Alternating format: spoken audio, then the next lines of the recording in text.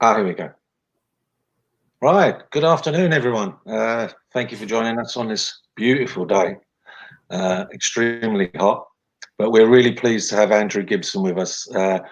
We met Andrew a few months back, and he kindly came down to London and really helped us focus and look at moving forward as a charity. And I know Andrew does a lot of work with charities, so we will get into that later. But I'm always interested in how the people that we interview came across the solution focus approach and how they've kind of adapted it into their everyday work. So a bit of background on you, Andrew, would be brilliant. Yeah, sure. So I started my coaching career in 2007. Prior to that, I'd been working for big business and in the sort of corporate world, and late 30s decided just not to want to do it anymore. And I was helping a friend set up a web company, which is still going strong. He's a really good mate of mine now, Jim Riley, up in Preston. And we were self-funding, so I needed to find a job, and I found a job as what was then a BizFizz coach in Bradford, and that was helping people who were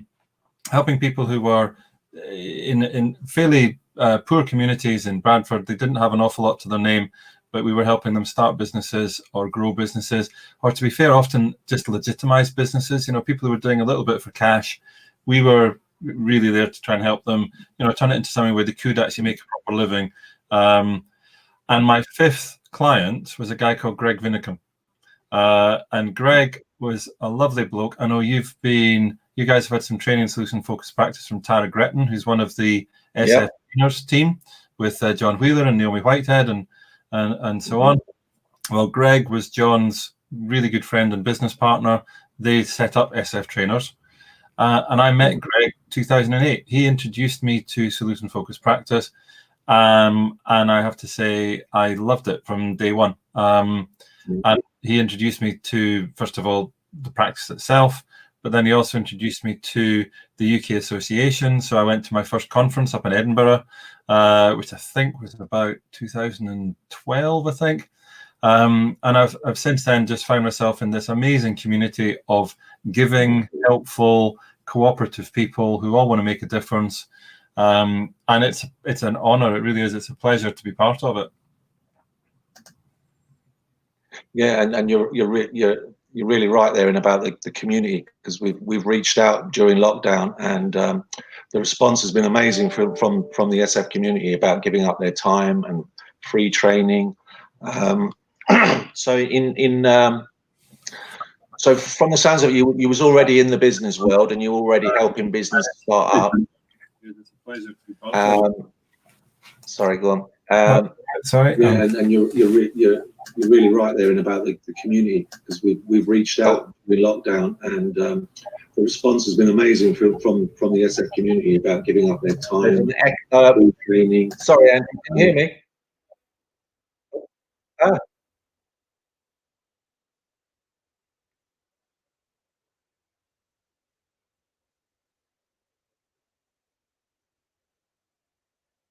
Hello.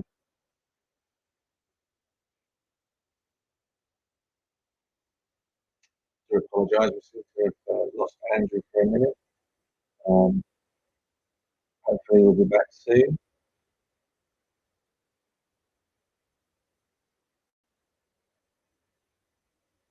So Andrew, we met Andrew, like I said, he came down to our office.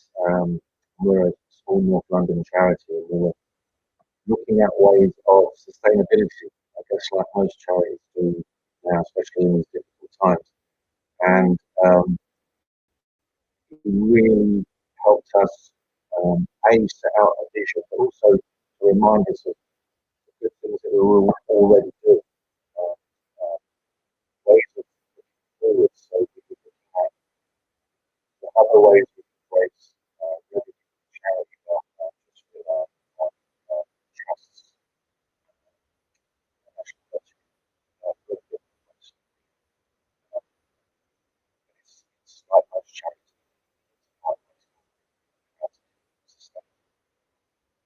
So over us, really cementing it out.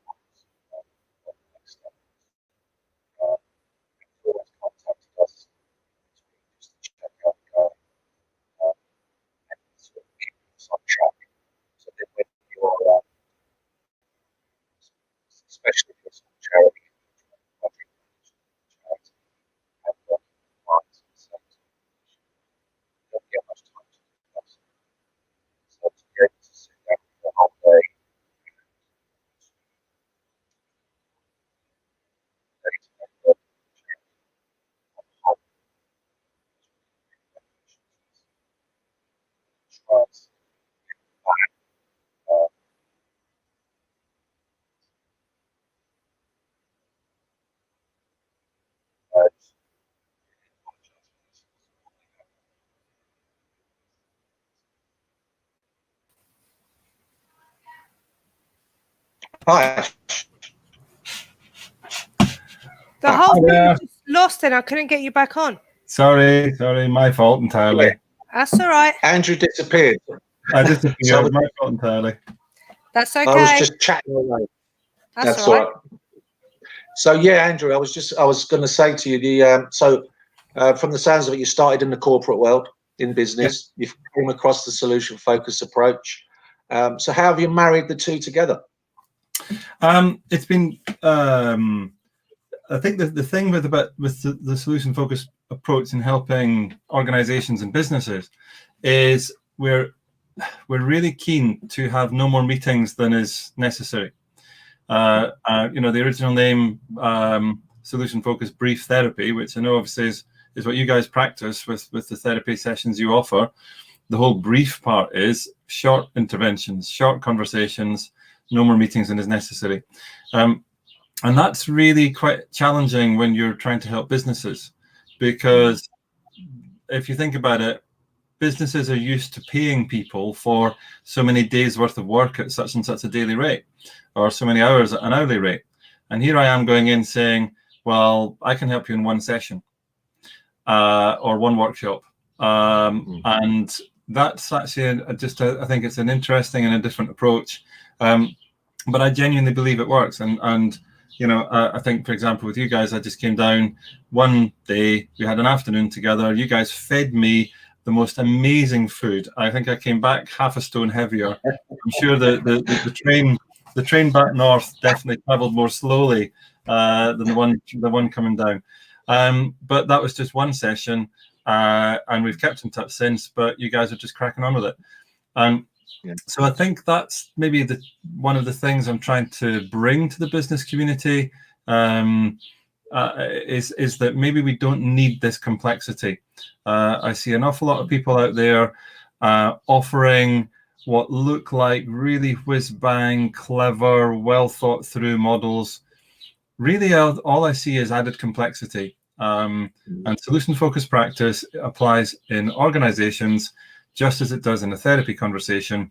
We start with, what do you want? What difference will that make for you? What will you notice when you've got it? Then, has any of that happened now or recently? And then next small steps, a little bit closer to what you want. It's a really simple process. It works. It's all you need. And trying to flower it up, trying to make it complex, don't think you need to do that, to be honest. So that's where I think solution-focused practice marries with business. But it is a challenge. I have to say, it is a challenge to find enough clients to help on that basis when you don't need to be there for a very long time. Yeah, and I was saying when we had the break in contact, how beneficial it was for us when you came down. And you're right, it was only a day, but it really it really made us focus. It gave us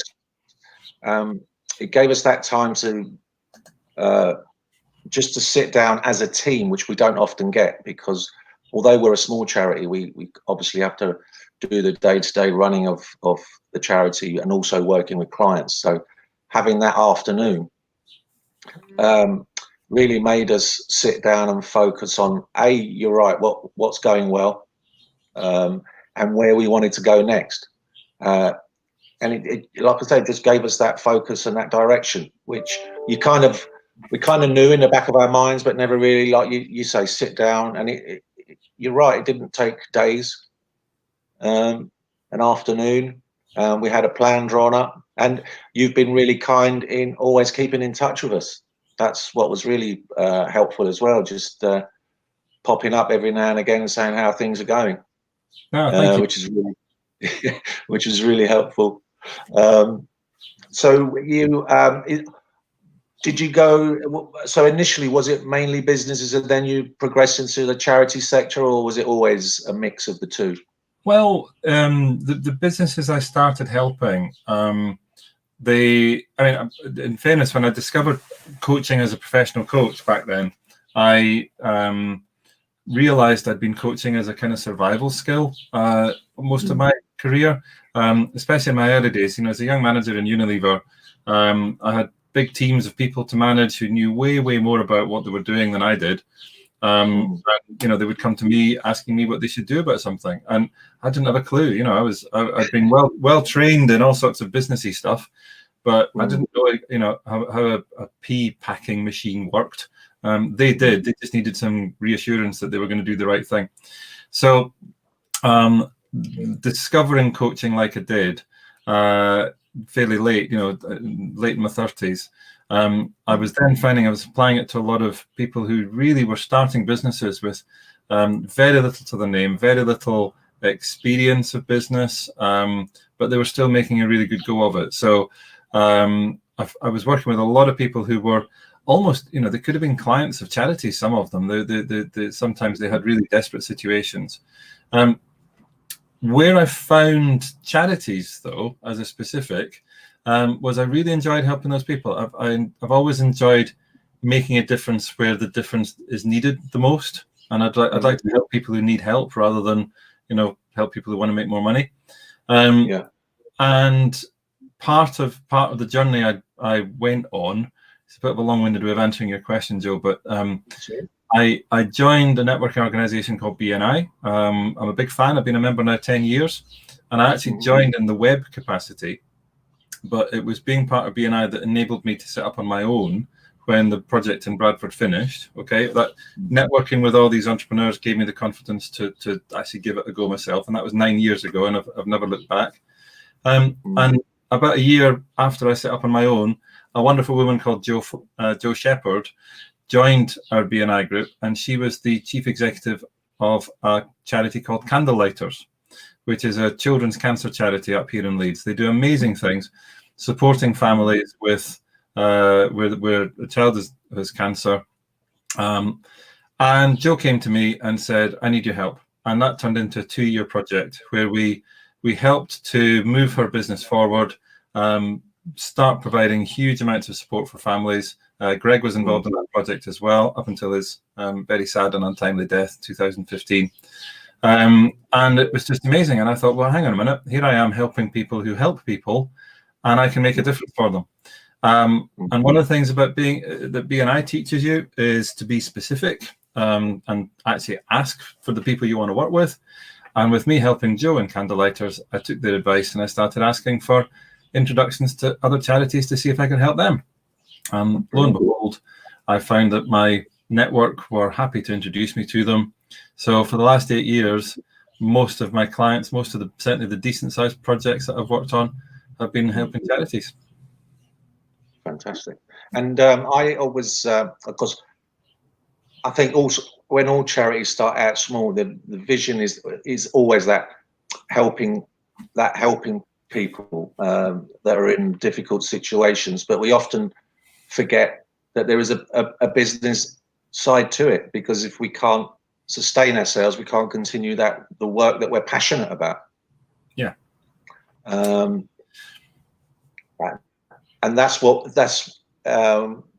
that took me a while to to get my head around. That, you know, it's okay to charge for certain things. It's okay to sort of make money, because we know it's going to to people that we're supporting. Yeah, and so in terms of sorry, go on. I was just going to say, I think that's one of the things I'm trying to bring to the charity sector in particular. You're absolutely right. Every charity starts from the perspective of wanting to help people with a specific need. It runs through the DNA of everyone in the charity sector. But, you know, I'm not really one to challenge freedom of speech, but a phrase that I would like us to stop using is the phrase not for profit.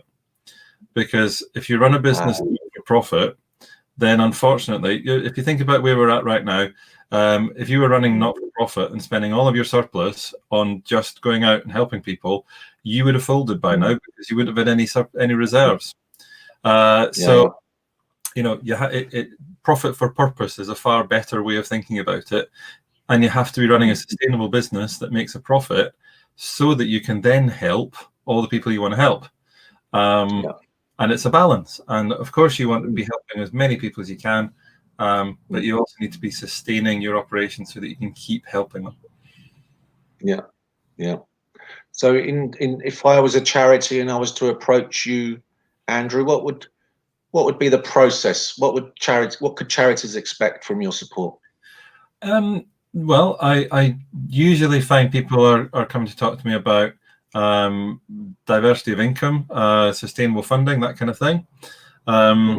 And so really if we were talking about that first, and that's probably, as I say, the most common approach I get, then I would be saying, okay, talk to me about your service users, and let's explore all of the other agencies that are helping those service users.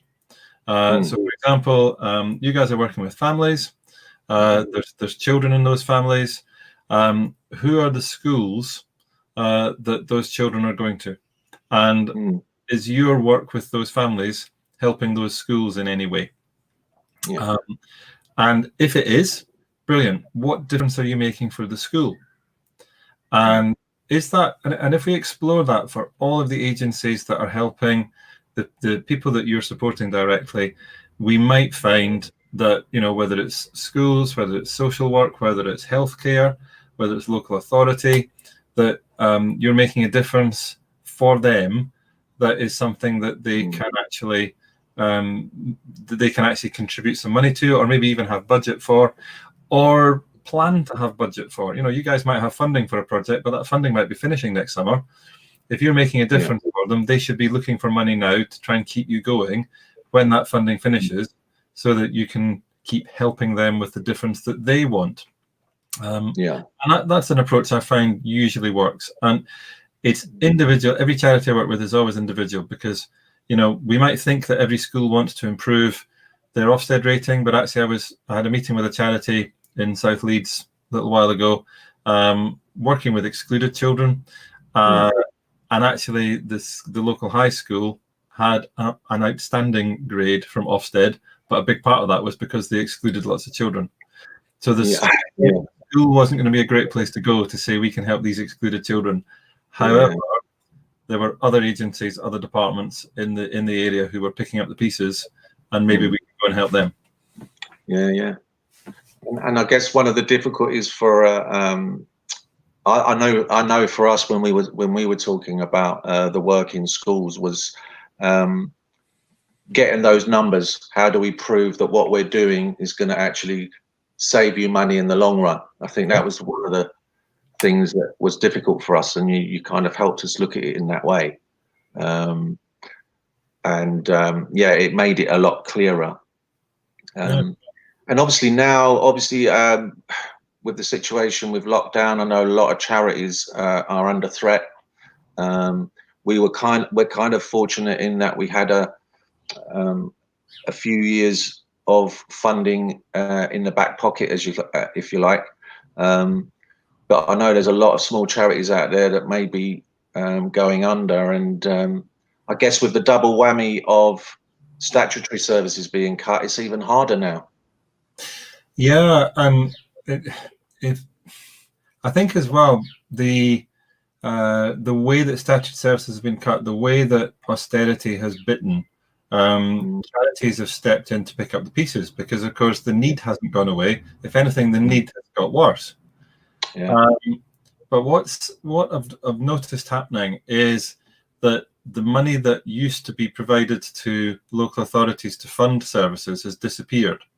Charities have stepped in unfunded, so charities are having to go and find the money for themselves. And of course, that can be coming from donations and fundraising activities, that can be coming from the community, and it can be coming from project-specific grant applications and so on. But it feels to me like we've got this wrong somehow, because all those extra donations, all the extra fundraising you guys are having to do is to just fill the financial hole so that you can pay for the service that you're providing to somebody who's referring you the clients that you're working with. Now, if somebody refers a client to me, I'm happy to help anybody. As you know, I'll have a conversation with anyone. But if you want my proper support, I'll expect them to pay me for it. If they came to me and said, no, Andrew, you need to go and find the money yourself so that you can come and help us,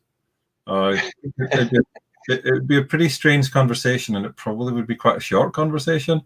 And yet charities are being expected to do that, and it's completely mad. It doesn't make any financial sense. And I think this is where I'm trying to push back a little bit and say, for the agencies that are referring to charities, what difference is that charity making for you and your organization? Because it's one of those where it simply isn't fair to have an agency with a multi-million-pound budget referring to a small charity and expecting the charity to find the money to pay for it. If you need the work done, if it's making a difference for you, pay for the work, pay for the difference. Yeah, and that is, you're right, that is the right way of looking at it. It's not, like you said, you wouldn't expect to find your own funding to support a business that you were going to. You'd expect them to pay for it because of the benefits they're getting.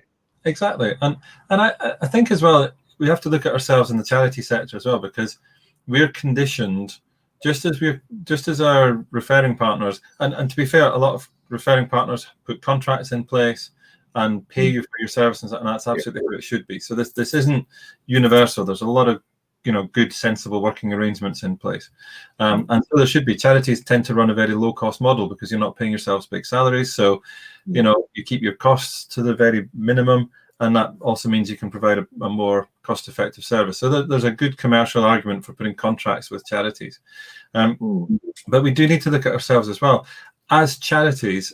If we're going out to other agencies and organizations and we're saying, hi, we're a charity doing lovely things with vulnerable people, will you give us some money, please? Well, the answer is almost certainly going to be no. And actually then if we're also going to people and saying, oh, well, maybe you can help us for free because we're a charity, no. If you want the very best help, the very best advice, the very best services, then as a charity, we need to be thinking, okay, we're going to have to pay for some of this. But you'll get better results by being prepared to go and actually, as you're entering commercial arrangements with people who are asking you to work for them, so you'll get better arrangements if you're prepared to pay for the people that you want to work for you. And we just need to be thinking in a more business-like way in the charity sector, I think. And actually, a big part of the work I do with charities is that initial engagement around just finding, okay, who can we go and talk to? A lot of the work I do is actually about training the team, because they're the ones having the conversations on a daily basis. It's about training them to recognize the differences that you're making so that they can be having the conversations, about the difference that you're making, rather than having conversations about the work that you're doing directly with your service users. And I think there's especially from maybe the statutory sector or the business sector, as soon as they realize that you're a charity, I think the mindset is, well, surely you should be doing this for free because you're a charity, and you're getting loads of money from this trust and that trust. And I think it's all pervasive, unfortunately, and of course you'll always help your service users for free because that's what you do. That's the basic essence of being a charity. But that doesn't mean that you should be helping the local authority for free, or the local GP surgery for free, or the local school for free. It's just changing the conversations that we're having. That's what I'm really keen on doing. Thinking about the differences you're making, having conversations about those differences. And actually, as well, in terms of measuring the impact, I'm very happy to ask my clients what difference I'm making. And if you're working, for example, in schools, maybe you're working with one class or a couple of classes, well, you can actually measure the difference in outcomes with a similar class that you're not working with. Because the kind of things you should be looking for are the things that the school's already reporting, like attendance or education attainment, educational outcomes, that kind of thing. So they are all measured, they're all visible, and so you can do some comparisons. And I think something that surprised me a few months back, and I think we touched on it a bit earlier about having reserves as a charity, that actually bit us in the backside, Andrew. Indeed, yeah. So it's this horrible thing of, well, you've actually got you've built this reserve, so we've been sort of financially prudent. We haven't gone out and splashed out loads of money. We've made sure that we've got these reserves in case the funding dries up for a few months. But a trust, obviously, who I won't name, said actually because of your reserves, we're not going to look at this funding application. So maybe funders need. Do you work with trusts and funders? Is that ever? I'm lucky enough to have been funded by a couple. So as a private company, of course, I can't apply for funding. My charity clients can apply for funding on my behalf, and I'm really pleased. For example, I'm a Lloyd's Enhance enabler. So if a charity has Lloyd's a foundation funding, who are great funders, are great to work with, then I can work with a charity, and subject, of course, to approval, Lloyd's will pay my time to work with the charity and help them towards, usually again, income and sustainability. But yeah, I think funders, it's a really interesting one that, helping a charity that's already running a sustainable model, you would think would be the sensible thing to do, because it would make the difference that they want more likely to happen. Yeah.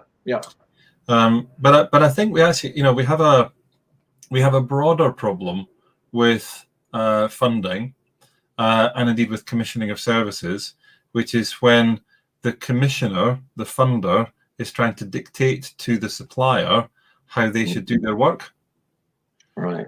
So if you imagine, we say we've got the builder come round to do some work on our house, we would not be specifying how they should build the extension or whatever it is we're having. We expect them to bring their expertise to the party. We tell them what we want. They'll ask us some questions. They'll go away and tell us whether we can have it and how much it's going to cost. And then if we decide to go ahead, they will be the ones who build it. Yeah. Yet we have funders putting out projects and asking for tenders and so on, and then telling you how you should deliver the tender, and going into minute detail about how many sessions it's going to be, how long those sessions are going to be, what methods are going to be used, etc., etc. It's like, hang on a minute, what about the expertise within the charity that you're funding? And this again comes back to my desire to get more solution-focused practice out there. For charities making a difference, I would like to see funders funding the difference rather than funding the method. Because, again, a big thing about helping charities with unrestricted funds is if they can get money in that's free of any constraints, then you can spend it to do the things work and the things that make a difference. And I know plenty of charities who've gone from funding for a project, they've managed to find more funding from a different source, and they've had to change what they've done in the project because the funder has said that they want them to do it differently. Where's the that? And you're right. There are some trusts out there that it doesn't end with just supplying you the funds to do the project that you've outlined. They give loads of other support, which has been really helpful for us. City Bridge Trust, I've got to put my hands out and say they've been brilliant. Everything, from mentoring, from people coming in and helping us with inputs and outcomes. And it's, I guess, like with the Lloyd's thing with yourself, experts like yourself we can call upon, and it's all provided at no cost, which is fantastic. It has, and similarly, I've helped charities where they've had funding from people like the Tudor Trust as well. Lottery, the Building Capabilities Fund within Lottery. There's some really, really good and I think sensible funding out there around helping charities to become more sustainable. And I would urge any charity to look into these things, and even just contact your existing funders and say, we're really interested in moving towards sustainability. Is this something that you can help us with? They've already put money into your organization. Maybe they do have a scheme. Maybe they can help you. access it and actually make their money go further, because of course you emerge from the end of their funding stream in a stronger position. Yeah. And I think, in terms of, I think I've been guilty of this, but obviously we've had funds from various sources with fund managers, and I only seem to contact them when I'm writing me like half yearly report or the end of year report. But actually, they're a resource that I should be using more. Yeah, definitely. And again, it's that thing, developing relationships and so on. I mean, they'll get to know you. They'll see the work you're doing, see the difference you're making, and funders, the funders are there to make a difference, using you guys as the resource to make that difference. And so, yeah, if they find good organizations like yours, then really they should be working with you. And yeah, it shouldn't be an issue that you've run things prudently and you've got some reserves in the bank. If anything, I'd rather be putting my money into that organization than one that was hand to mouth and could go pop at any minute. Yeah. And so your two lovely books there, Andrew. What's the explain a bit about what we can expect, what gems are inside those books? Yeah, sure. Well, so the first one came about. So this combination I have of using solution-focused practice in businesses, helping people look for the difference that they're making, and approaching. There's a load of people out there who market themselves on the basis of what they do. Okay, and I found when I was talking to clients that I was helping them to realize that they were actually making a difference for people and making a difference for very specific people. And actually, if they were doing that enough, they would find that those people started referring to people like them who needed some needs. So like me with charities, I find I talk to a lot of charities because I've got a bit of a reputation for helping charities. So charities refer me to other charities. And I was getting loads of people after just one conversation saying, I never thought of it like that. So I realized as well, having worked out the hard way that being specific was working for me in asking for charity introductions, I realized that there were a lot of people in BNI with me who were resisting this, and they were asking for anything. So they would stand up in our weekly meeting and they'd say what they did, and then say, I want to talk to anybody about anything that needs, I'm a plumber, I want to talk to anyone who needs plumbing. And we kind of know that. Who do you really want? And I started working out that I could help people on this. So I started running a training course in BNI, and it was really well received. I've got some great stories about the differences that the training course made in the early days, and I still run that training course now. And it morphed into this book. What's your URP? URP stands for Unique Referral Point. And the whole idea is to not look so much internally at what we do and try and be different in what we do. More look at the customers we're helping, the clients we're helping, the service users we're helping, and be really focused on the ones that we help the most and the difference we make for them. And then share those stories, use those stories in our networks, and start generating very specific customer groups that we help. And they will start referring us to people like them. So that was published last February. It's received great reviews. I've had lots of people come to me and tell me it's made a difference for them, which is fantastic. I've had people who've changed careers as a result of reading it, and fantastic. But I need to give a shout out to my friend and neighbour Anthea Kilminster. She's a counsellor up here, a therapist up here, and she was just starting her own private practice as I was finishing the book. And she said, "Oh, this is great. Love this. It's just social capital in action." And I said, "Oh, what's social capital?" And she told me about social capital, and I was like, "Oh, wow, this sounds fascinating." So I started going off and researching social capital. So we've all heard the phrase, but it means your narrative in your network. And it's considered a resource. And in sociology, in health, in economics, people are looking at social capital and saying, well, if somebody who's high social capital, so somebody who's well networked and and making a difference, and they've got lots of social activity that they're contributing to their network and so on, they tend to live longer, healthier lives. Whereas somebody in social isolation tends to have a shorter life, and they tend to have more health needs. So is there something we can do around social capital? And I started looking into this, and I realized that it is actually a resource. And so this emerged as this book was being published. So this one started emerging. I actually started writing this as I was publishing this. As my friend and publisher Rick Armstrong was publishing this, I should say, of Fisher King Publishing. So that was about 18 months ago, and I started writing this, and it's a combination of stories and the power of story. I've got another shout out to Paul Furlong. He's a great storyteller, runs a company called Opus Media in Manchester, and he is passionate about stories. He's got a podcast called The Art and Power of Storytelling. It's called Rule the World, The Art and Power of Storytelling. If you want to look it up, it's great.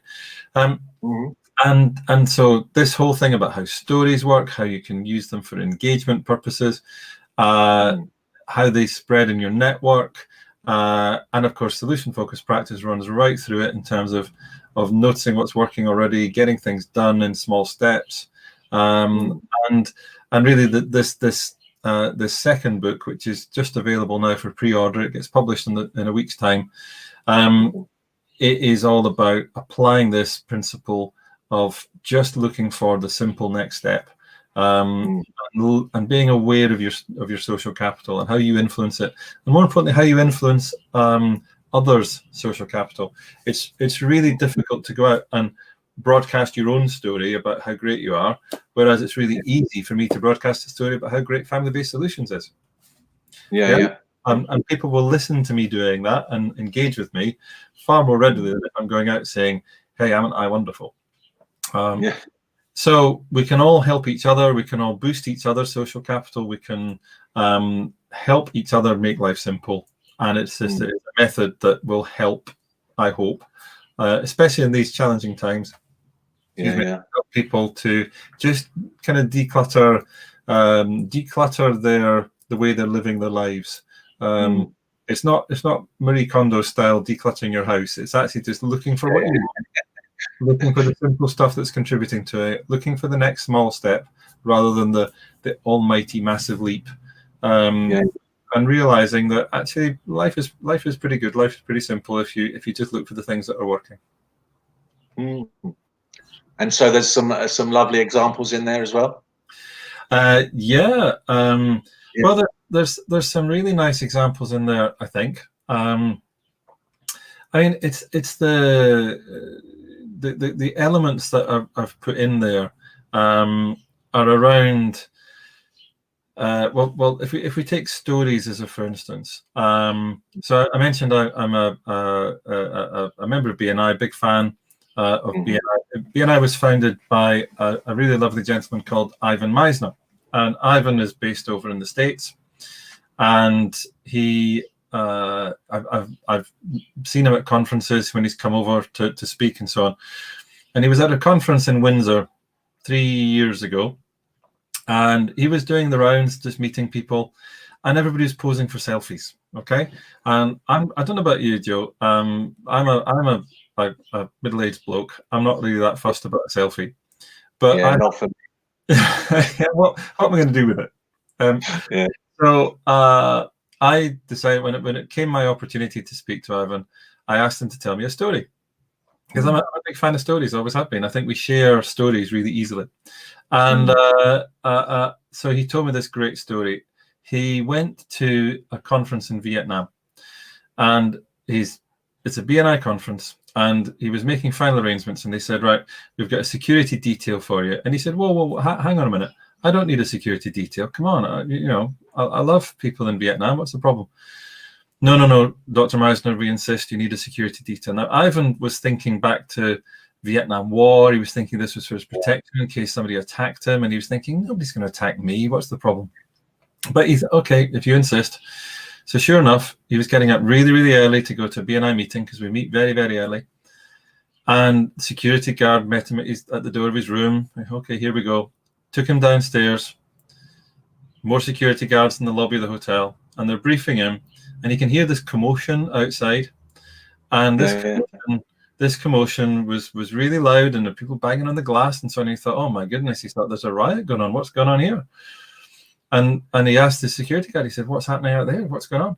And the guy said, actually, Dr. Meisner, these are BNI members. They're here as your fans. And our job is to get you through that crowd in one piece so that you can get to your meeting on time.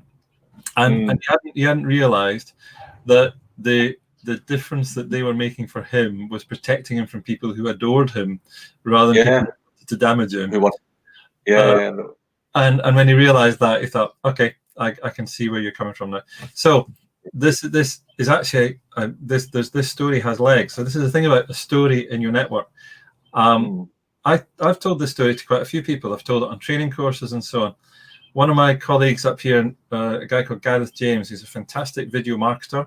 Works with a lot of charities, actually. At the moment, he's focusing on helping charities to turn fundraising events into video activity so that people can keep on raising money if they've had their events cancelled. So if any charities out there want to talk to him, he's a great guy to know.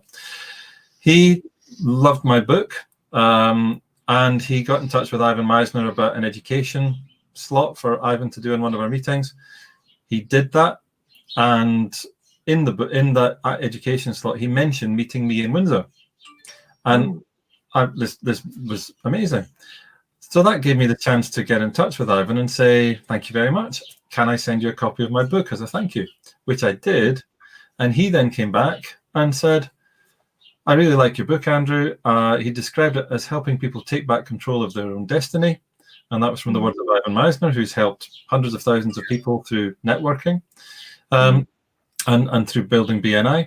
And actually on the front cover of the What's Your URP is a quote now from Ivan Meisner in praise of the book. And that all came from me asking him for a story rather than taking a selfie. And that story has gone on its own journey over 3.5 years in my network, Gareth's network, Ivan's network. It's now in the book as an example of how this actually works.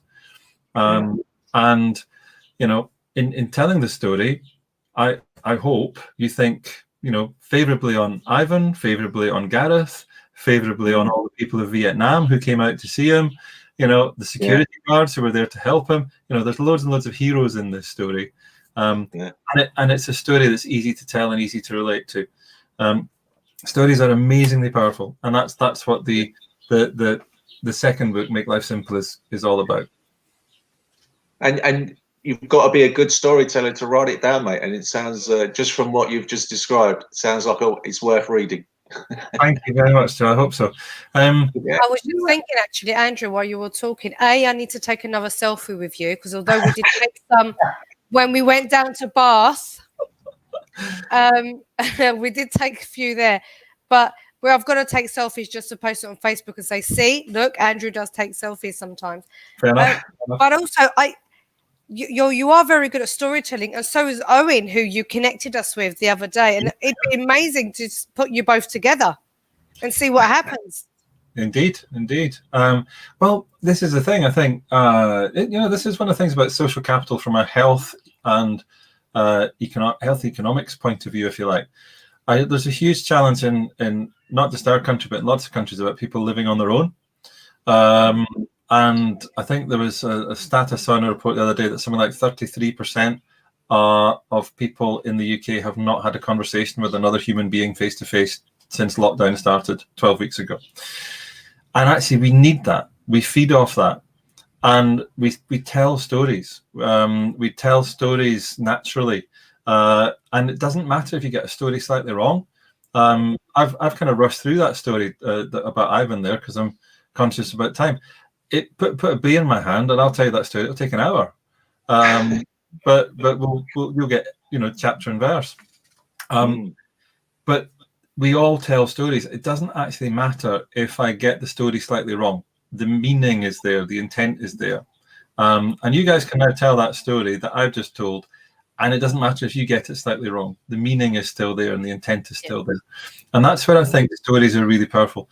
One of the things I mentioned when I do training on this is Anthropologists reckon that human beings have had speech for 700,000 years, but the oldest form of writing yet found is cuneiform on tablets, ancient Sumerian tablets that they found in the Middle East, and that's 7,000 years old. So for 693,000 years, how were we conveying messages to each other? Yeah, it must have been stories, and we still have. Every single culture has a storytelling tradition, cross generation, village to village, storytellers, bards, people told stories. Interestingly as well, as a little aside, the oldest cave paintings they reckon are about 35,000 years old. So if you want to look at Microsoft's product development, PowerPoint was invented before Word. Yeah. People had pictures probably to illustrate their stories before they wrote the stories down. Andrew. Oh no, it's that time again. Be quiet, Andrew. Whenever I get an expert on like yourself, I always ask this question, and it could be related to questions you ask charities when you go around and do your amazing work. What's your top 5 solution-focused questions that maybe charities should be asking themselves? Well, I think solution-focused practice boils down to 2 very simple things. So the first is looking for the difference before you take action, and this is in this book again. This is how we start this book. We spend an awful lot of time challenging ourselves to do something. Yeah. What are we going to do about this? Is a very common question. We have a problem. What are we going to do about it? Well, pause and ask, what would you like to be different? What difference do you want? And there's a thing in solution-focused practice that Greg Winnicombe taught me years and years and years ago. And I don't see this taught very much, but I still teach this when I get the chance to do training. And that's to look for noticeable differences that are specific, observable, measurable, interactional, and time-related. Not smart objectives, but summit instead. Specific, observable, measurable, interactional, and time-related. The specific, the measurable, and the time-related, if you think about it, you're doing that when you go to school and you're asking to talk about attendance records or educational attainment, that kind of thing. These are useful things to notice. Observable is brilliant, though, because that's that thing about what will you notice? Is it something that you can actually observe? So when somebody says they want to be happy, okay, well, what do you notice? Well, I'd noticed that maybe people were smiling. Oh, okay. So you can notice somebody smiling more easily than you can notice somebody being happy. Yeah. And that brings me to the other bit, which is the interactional element. And I think this is where solution-focused practice is really, really good. It gets you to look outside of yourself. And I've worked, for example, I've trained solution-focused practice into mental health practitioners here in Yorkshire. And I've nothing against mental health practice. I'm no expert. But a lot of the cases that have been brought to me, when we've been reviewing, how solution-focused could maybe help, has been about analysing the person who's presenting with the condition. And when I've just asked a few questions about who else is involved and what the interactions are, sometimes we've found another way of perhaps helping the person who's presenting with the condition. And it's that interactional element that makes a massive, massive difference. And this is where, I'm always looking for this in every conversation. When I'm talking to a charity or a business about how they work, I will start by talking about who you're helping. Who are your service users? Who are your customers? What difference are you making for them? What's the noticeable difference that you're making for them? And just these 2 things, noticeable differences and interactions. If you're thinking that way, you're thinking in a solution-focused way. And then for me, all of the tools that we use in solution-focused practice, they need to be applied thinking that way. Okay. I've just come off a session where somebody else was using scaling, for example. They were using a 1 to 10 scale. It's not how I would have used it. But we can't say that scaling is exclusively solution-focused. It's not. How we use it is different. But as a tool itself, anybody can use a 1 to 10 scale. And they've been doing it since before solution-focused was invented by Steve DeShazer and Insoo Kim Berg in the 70s. But those two things for me, noticeable differences and interactions. And like I say, both of them are central to this book as well. I'm trying to get that message out there as well, to engage with people who are perhaps, not as passionate about solution focused as we are, but I'd like them to be curious and maybe to come forward and find out a little bit more, having read that book. Yeah. See, what a brilliant answer. Excellent answer. We can't wait to read that book. We've just actually lent What You're Up to a very good dear friend of ours who is starting his own business. You lent it. You lent it. He borrowed it. He borrowed it. He borrowed it. Feel free to buy another one. He's such a great guy, and he's already said that he's taken on board a lot of the things that you've written. Oh, cool. Well, I'm very happy to be contacted by people who want a conversation about their own situation. If it's the stuff that's in the book that either of the books that prompts that, happy days. If you look me up at andrew-gibson.com, that's the easiest way to find out how to get in touch with me. Yeah. And like I said to you earlier, you've always, it wasn't just one visit to us, you've always been available for any follow-ups. You're always very generous with your expertise, which is fantastic.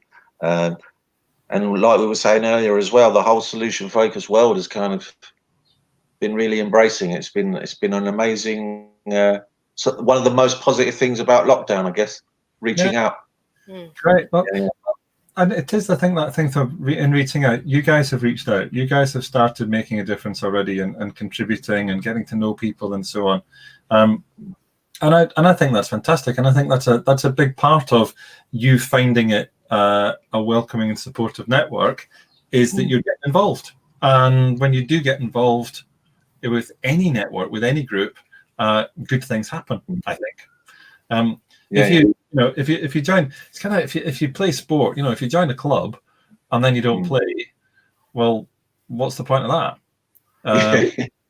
And then is that the club's fault? Is that the sport's fault?